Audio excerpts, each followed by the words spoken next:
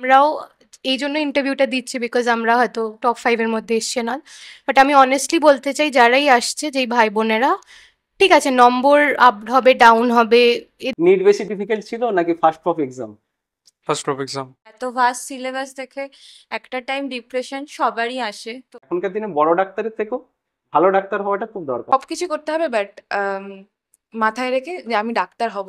আর আপনার ভিডিও যেটুকু সাজেশন হিসাবে, এবং যেটা হচ্ছে অ্যাক্টিভ লার্নিং, যে একজন আরেকজনকে পড়িয়ে অনেক বেটার শিখতে পারে, ওটা করার দরকার। আর শেষের দিকে আমরা অস্টিওলজি মানে ভিডিও কলে ডিসকাস করে পড়তাম। বাহ। আগে একটা আইডিয়া ছিল যে টপার্স মানে সে একা থাকবে, একা একা পড়াশোনা করবে, না। সেই ব্যাপারটা যেন না। না থাকে।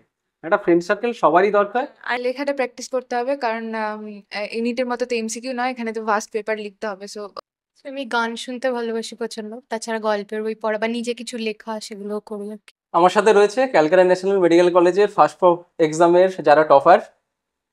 তো অনেকের প্রশ্ন ছিল তোমাদের যে টপারদের একটা ইন্টারভিউ হলে ভালো হয়, কারণ তোমাদের দাদা দিদিরা কিভাবে পড়াশোনা করছে সেটা জানতে পারলে তোমাদের কলেজে এসে যেহেতু তোমরা পড়াশোনা করবে, তাহলে সেইভাবে যদি পড়াশোনা করো তোমাদের সেটা আমার মনে হচ্ছে খুব অনেক উপকারে লাগবে। তো আমার সাথে রয়েছে, আমি তোমাদের সাথে একটু করে পরিচয় করিয়ে দিই। তমজিৎ রয়েছে, পরিশা রয়েছে, অন্বেষা, তিস্তা অ্যান্ড মেঘনা। এরা কিন্তু এই যে 250 ব্যাচ যারা স্টুডেন্ট রয়েছে, যারা নিট দিয়ে করে সিলেক্টেড হয়ে আসে, এবং সেই 250 ব্যাচের মধ্যে টপ 5 আসা আমার মনে হয় খুবই ডিফিকাল্ট। আমি যদি একটা প্রশ্ন করি, নিট বেশি ডিফিকাল্ট ছিল নাকি first of exam? First of exam. First of exam. তাহলে আমরা এক পরিচয় জেনে নিই। তো তমিতের বাড়ি কোথায়? আমার বাড়ি Murshidabad. Murshidabad. School? Don Bosco school Manigram 1 থেকে 10 অব্দি আইসিএসসি বোর্ড, আর প্রভারানী পাবলিক স্কুল 11-12 সিবিএসসি। তারপরে এন্ট্রান্সের প্রিপারেশন, তারপরে পরিশা বাড়ি? স্যার আমার বাড়ি দমদমে নিউ ব্যারাকপুরে। আমার স্কুলিং 1 থেকে 10 অবধি নবগ্রাম হিলাল পাল বালিকা বিদ্যালয়, অ্যান্ড আর 11-12 আমার New Barrackpore colony girls high school, ওটা ওয়েস্ট বেঙ্গল বোর্ড বাংলা মিডিয়াম। আমার বাড়ি সল্ট লেকে, আর আমার 1 থেকে 12 পর্যন্ত এপিজে স্কুল সল্ট লেকেই পড়েছি। কোন মিডিয়াম ওটা? কোন board? English medium, CBSE. CBSE. আমার বাড়ি সিথির মোড়। আমি 1 থেকে 10 Ramakrishna Sarada mission sister Nivedita girls school, West Bengal. West Bengal board. আর তারপর বেথুন স্কুল কলেজ, ওটা ওয়েস্ট বেঙ্গল বোর্ড 11-12 পড়েছে। স্যার আমার বাড়ি নাকতলা কলকাতায়। আমি GD Birla centre for education স্কুলে 1 থেকে 12 অব্দি পড়ি। ওটা আইএসসি বোর্ড, ইংলিশ মিডিয়াম। স্কুলে টপার হতে? সেকেন্ড হতাম বেশি। সেকেন্ড হতে। তো যেখানে দেখো স্কুলের লাইফে আমার মনে হয় না পাস করার জন্য ভাবতে হয়, বা 60-70% মার্কসের জন্য ভাবতে হয় না। যে আমরা পরীক্ষার আগে যদি 1 মাস নাও পড়ি, যারা আমরা স্কুলে পড়তাম, মনে হতো যে হ্যাঁ এই মার্কসটা পেয়ে যাবো। কিন্তু এখানে এসে কি মনে হবে? এখানে তো একটা সময় মনে হয়েছে পাস করবো কিনা, বা পাস করার জন্য তো কষ্ট হতো। একটা সময় কি মনে হতো? যে সিলেবাস কমপ্লিট আচ্ছা, হচ্ছে না। প্রথম থেকে আলোচনা করি। প্রথম যখন কলেজে অ্যাডমিশন নিলে তখন কি মনে হলো? যখন পড়া শুরু করলে প্রথম 1 মাস কি মনে হয়েছে? ফার্স্ট 1 মাস তো অতটা পড়াশোনা করা হয়নি। তারপর যখন বুঝতে পারলাম না কতটা ফার্স্ট, মানে ফার্স্টে অ্যানাটমি শুরু হয়েছিল, ওখানে কিছুদিন তো অস্টিওলজি করেছিল। এবার অস্টিওলজিতে ফার্স্টে ঠিক ছিল প্রথম করে, তারপর যখন গ্রস অ্যানাটমিতে ঢুকলো তখন দেখলাম কোপ আপ করা অনেকটা মুশকিল হয়ে যাচ্ছে। তখন মানে কলেজে যেভাবে পড়ানো হয় তার সাথে মানিয়ে নেওয়া খুব ডিফিকাল্ট। মানে একসাথে অনেক সাবজেক্ট, মানে অনেকগুলো টপিক পড়ানো হয়, তাই তো? সেটা একটা প্রবলেম, এটা সবাই মানবে। আর তার সাথে প্র্যাকটিক্যাল তো আলাদাভাবে পড়তে হয়। ফার্স্ট সেমে আমার মনে হয় সবাই এই প্রবলেমটা ফেস হয়েছিল। ফার্স্ট সেমে পাস করেছিলে সবাই? হ্যাঁ।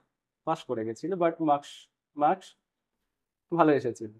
আচ্ছা, তাহলে কি কি বই পড়েছে সেটা নিয়ে আলোচনা করি। ফিজিওলজিতে টেক্সট বুক আর রেফারেন্স। দেবাশিস প্রামাণিক। দেওয়াশিস প্রামাণিক টেক্সট তার বুক সাথে মানে জ্ঞানং রেফারেন্সে কেনা ছিল, কিন্তু অতটা পড়া হয়নি। টেক্সট বুক হিসেবে দেবাশিস প্রামাণিকেরই ছিল, আর হচ্ছে রেফারেন্স হিসেবে গায়তন ছিল, তো ওটা মাঝে মাঝে ফলো করতাম। আমার দেবাশিস প্রামাণিক মেন বুক ছিল, আর রেফারেন্স হিসাবে জ্ঞানং ছিল, কিন্তু ইউজ করা হয়নি তেমন। Honest review. পাস করে গেছে, আমি চাইলেও আর মার্কস কমাতে পারবো না। আমার শুধু দেবাশিস প্রামাণিক ছিল, আমি অন্য কোনো বই খুলিনি। আর আপনার ভিডিও যেটুকু সাজেশন হিসাবে। ওকে, মেঘনা? স্যার আমিও দেবাশিস প্রামাণিকই পড়েছিলাম। আচ্ছা, তার মানে ফিজিওলজিতে দেবাশিস প্রামাণিক পড়তেই হবে পাস করার জন্য, সেটা পড়েই মার্কস তোলা যায়। আর রেফারেন্স বুক হিসেবে জ্ঞানং বা গাইডন। কিন্তু কেউ যদি শুধু রেফারেন্স বুক পড়ে যায়, তার মানে আমার মনে হয় সে সিলেবাস কমপ্লিট করতে পারবে। কোনো না কোনো টাইমে দেবাশিস প্রামাণিক থেকে আসতেই হবে। বায়োকেমিস্ট্রি মেঘনা থেকে শুরু করবো। স্যার বাসুদেবন আমাদের বলা হতো, তো বলা হতো। বাসুদেবনই পড়েছিল। সত্যনারায়ণ মনে হয় বারণ করা হয়। হ্যাঁ, সত্যনারায়ণটা বারণ করেছিল, বাসুদেবনটাই তাই। রেফারেন্স বুক কিছু পড়া হতো? স্যার মাঝে মাঝে হারপারটা দেখতাম। শুধু বাসুদেবানই মেনলি ফলো করেছি। আমিও শুধু বাসুদেবন পড়েছি। Medicine? বাসুদেবানটা মাদার বুক হিসেবে নিয়েছিলাম, পাশাপাশি লিপিং কটটা মাঝে মাঝে দেখতাম। তমজিৎ? বাসুদেবান করেছিলাম, মানে মেনলি পুরোটাই বাসুদেবান, আর জেনেটিক্সটা লিপিন করতে পেরেছি। ইউটিউবে কোনো প্ল্যাটফর্ম আছে বায়োকেমিস্ট্রি? আমি শুনেছি একজন ভালো পড়ান, জাম্বুলকার স্যার, জম্বলকার স্যার, তার নোটস ওর নোটস ভালো, মানে এক্সাম ওরিয়েন্টেড, ভালো ভালো। ওর নোটস গুলো লাগে, ওগুলো কি জেরক্স সেন্টার থেকে পেয়ে যাও? হ্যাঁ, PDF চলে পিডিএফ আসে আছে, না পিডিএফ জেরক্স সেন্টার থেকে জেরক্স। তোমরা পেয়ে নাও। অ্যানাটমিটা তাহলে জেনে নাও। অ্যানাটমি অ্যানাটমি বিশ্রাম সিং, বিশ্রাম সিং টেক্সট বুক হিসেবে টেক্সট রেফারেন্স বুক, একদম বিশ্রাম সিং। রেফারেন্স বুক Reference বেশ মনে হয় না না পড়তে কেউ, না না, বেশ বেশ কেউ পড়তে না। যদি দরকার হতো ইউটিউবে দেখে নিতে কিছু ডাউট থাকলে, বিডিসি থেকে বিশ্রাম সিং বেটার, হ্যাঁ, বিশ্রাম সিং এ এখন যে ভার্সনটা Version-টা হচ্ছে। ওটা তো পয়েন্ট ওয়াইজ আছে ভালো। ওটা ভালো করেছে। বোন সেট কি দরকার সবার আছে?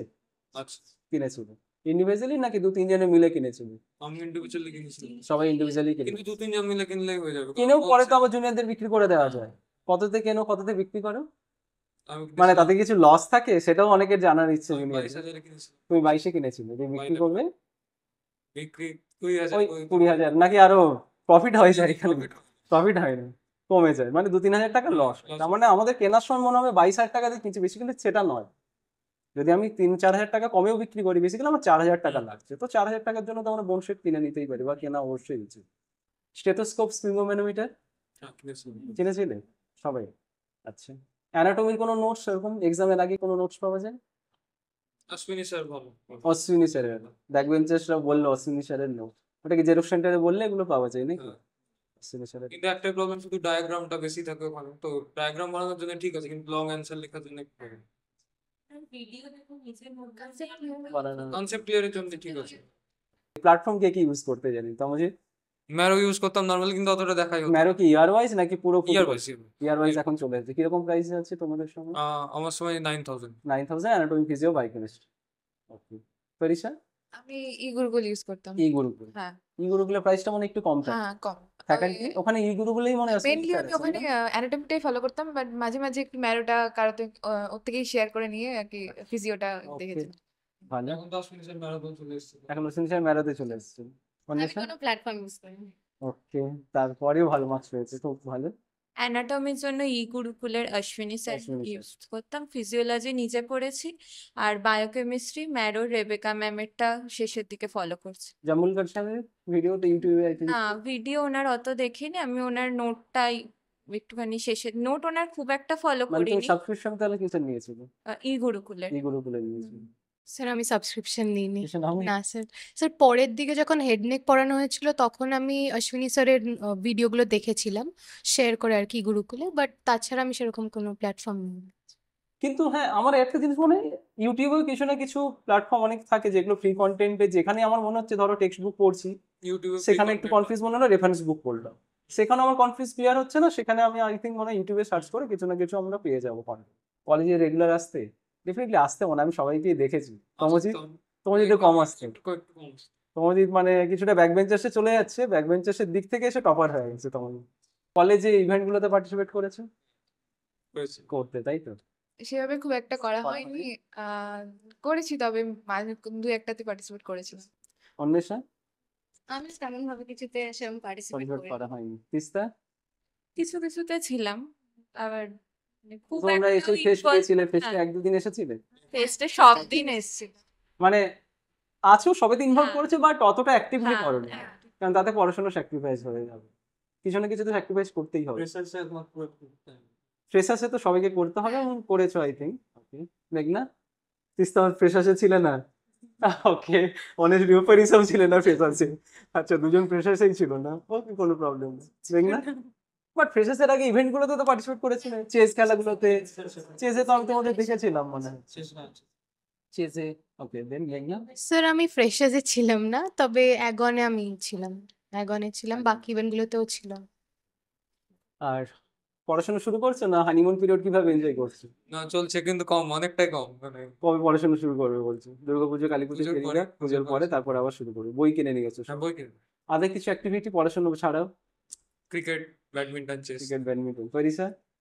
আমার ড্রয়িং করতে খুব ভালো লাগে, Drawing. ড্রয়িংটা করি। অন্বেষা? ব্যাডমিন্টন খেলা, ডান্স করা। নিস্তা? সেরকম কিছু নেই, গল্পের বই, মাঝে মাঝে গল্পের বই বা এইগুলো পড়ি। মেঘনা? So, আমি গান শুনতে ভালোবাসি প্রচন্ড, তাছাড়া গল্পের বই পড়া বা নিজে কিছু লেখা সেগুলো করি আর কি। আচ্ছা, রেজাল্ট নিয়ে খুশি নাকি মনে হচ্ছে যে এটা না করলে? মেঘনা থেকে শুরু করবো এবার। যে হ্যাঁ, এটা যদি মনে হচ্ছে এটা যদি স্যাক্রিফাইস করতাম, এখানে অনেক টাইম ওয়েস্ট করে ফেলেছি, তাহলে মার্কস আরো একটু ভালো হতো।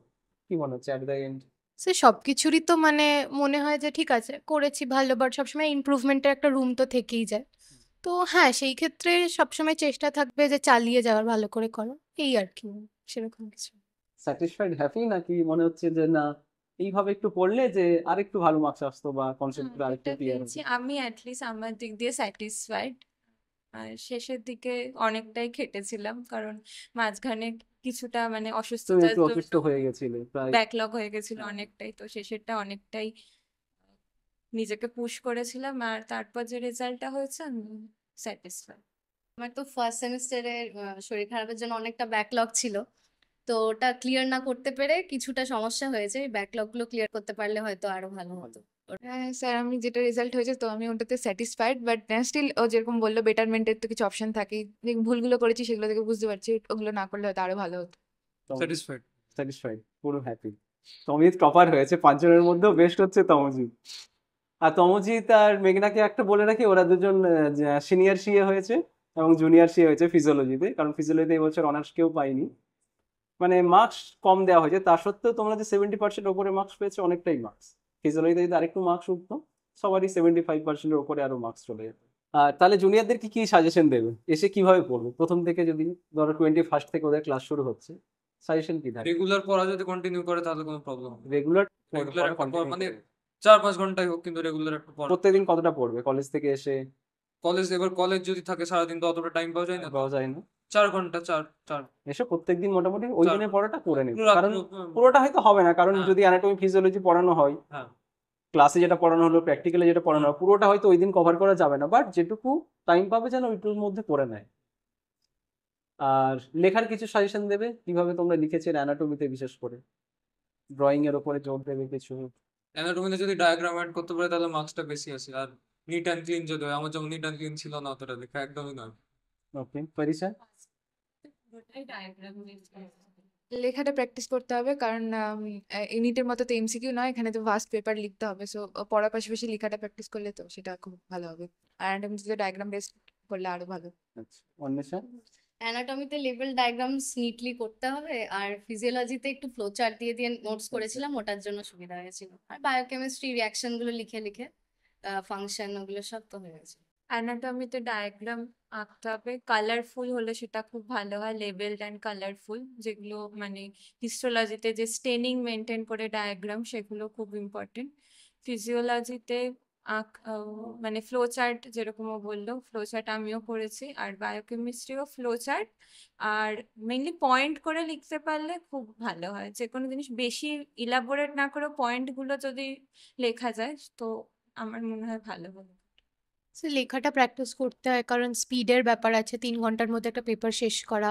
হ্যান্ডরাইটিংটা যেতে বোঝানো না, আমার হ্যান্ডরাইটিংটা একটু খারাপ ছিল, তো হ্যান্ডরাইটিং যাদের একটু খারাপ তাদের একটু হ্যান্ডরাইটিংটা যেতে পড়তে পারে লোকে, ওরকম একটু প্র্যাকটিস করা।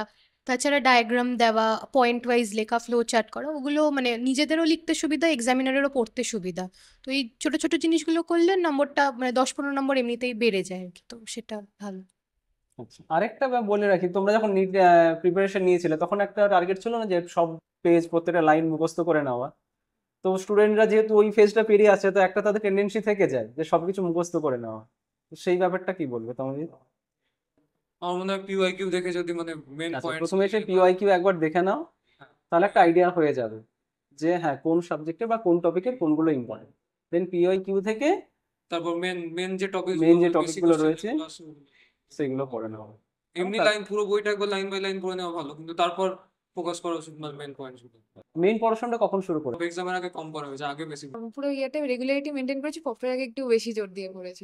রেগুলারিটি ছিল কিন্তু প্রফের আগে একটু কম হয়ে গেছিল। কম হয়ে গেছে? তিস্তা মাঝখানে অসুস্থ ছিলে 2 সপ্তাহ। সারা বছর পড়েছি আর প্রফের আগে, হ্যাঁ ওটা তো পরীক্ষা এসে গেছে, ভালো করে পড়তে হবে।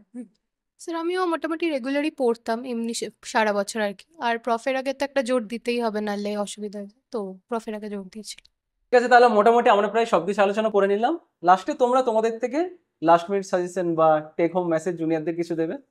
আমি একটা ছোট জিনিস বলবো যে জেনারেলি যেটা হয়, যেমন আমরাও এই জন্য ইন্টারভিউটা দিচ্ছি বিকজ আমরা হয়তো টপ 5-এর মধ্যে এসছে না, বাট আমি অনেস্টলি বলতে চাই যারাই আসছে, যেই ভাই বোনেরা, ঠিক আছে নম্বর আপ হবে ডাউন হবে, এদিক হবে ওদিক হবে, অনেক কিছুই হবে, বাট যেই কমিটমেন্টটা, যেটা যেই ক্ষেত্রে তুমি ডাক্তার হতে এসছো, সেটা কখনো ভুলো না।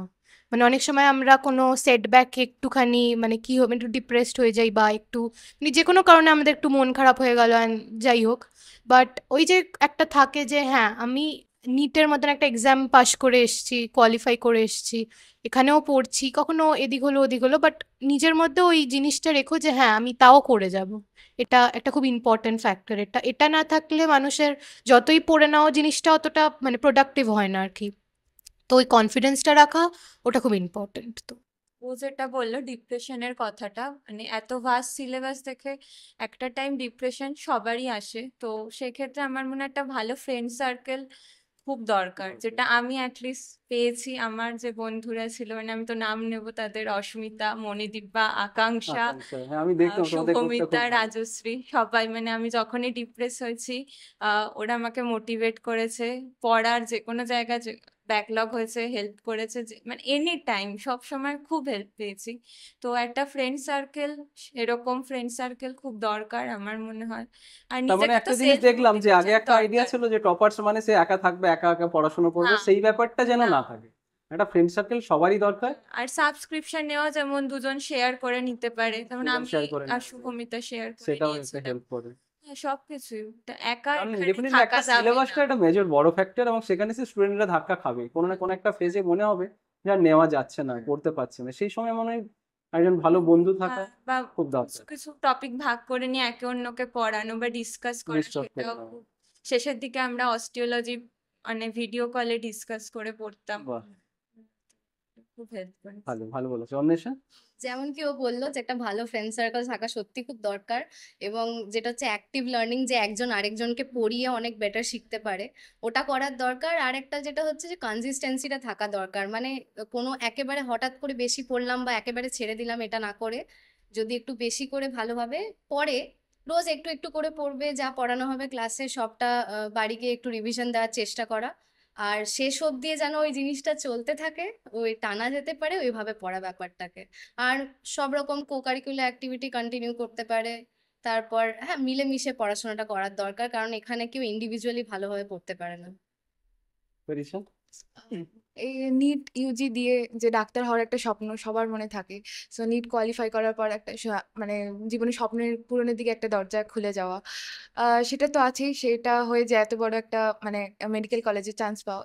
তো তারপরে এসে অনেক সময় কি হয়, এইটা অনেক কিছু করে এসেছি, এই স্কুল লাইফ থেকে কলেজে ওটা অনেক সময় ল্যাবস তৈরি হয়, সেই জিনিসটা যেন না তৈরি হয়, কনসিস্টেন্সিটা যেন থাকে, সেই একইভাবে নিজের মোটোটাকে মাথায় রেখে আমাকে ডাক্তার হতে হবে, যে কারণে আমি এই ফিল্ডে এসেছি সেটা মাথায় রেখে পড়াশোনা তো আছে, তার সাথে সাথে বিভিন্ন কারিকুলার অ্যাক্টিভিটি সেগুলোকে চালিয়ে যাওয়া, টাইমটাকে প্রপারলি মেনটেন করা। আর আগে যেমন আম, যেভাবে পড়াশোনার প্যাটার্নটা একটু চেঞ্জ করা, যেমন ওরা বললো গ্রুপ স্টাডি করা, সেটা খুবই হেল্পফুল। সো এইভাবে সব কিছু করতে হবে, বাট মাথায় রেখে যে আমি ডাক্তার হব, এইভাবে পড়াশোনাটাকে ঠিকভাবে করে যেতে হবে।